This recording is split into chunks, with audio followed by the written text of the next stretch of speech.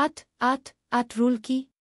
পেশা এবং ব্যক্তিগত জীবনের সমতা বজায় রাখতে তা কিভাবে কাজ করে?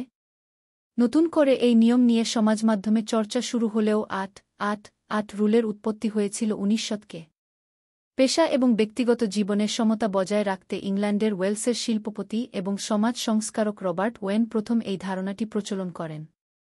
পেশা এবং ব্যক্তিগত জীবনকে সুষ্ঠুভাবে চালনা করতে গেলে পর্যাপ্ত ঘুম এবং শখসুখিনতা মেটানোরও প্রয়োজন রয়েছে। সেই কথা মাথায় রেখেই মূলত গোটা দিন অর্থাৎ ২-৪ ঘণ্টাকে সমান ৩ ভাগে করে নিয়েছিলেন রবার্ট। ৮ ঘণ্টা রেখেছিলেন কাজের জন্য, ৮ ঘণ্টা ঘুমের জন্য এবং বাকি ৮ ঘণ্টা নিজের শখ, পছন্দের কাজে নিয়োজিত করার পরামর্শ দিয়েছিলেন তিনি। শারীরিক এবং মানসিকভাবে সুস্থ থাকার জন্য ৮ ঘণ্টা ঘুমের প্রয়োজন রয়েছে। আবার কাজের সময়টাকে যদি পরবর্তী ৮ ঘণ্টায় বেঁধে ফেলা যায়, তাহলে হাতে আরও ৮ ঘণ্টা বাকি থাকে।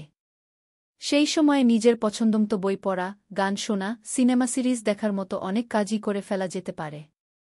আবার কাজ সামলে পুরনো অভ্যাসগুলোও ঝালিয়ে নেওয়া যেতে পারে। প্রিয়জনের সঙ্গে সময় কাটানো, শরীরচর্চা করাও কিন্তু এই শেষের ৮ ঘণ্টার মধ্যে প্রবেশ করবে।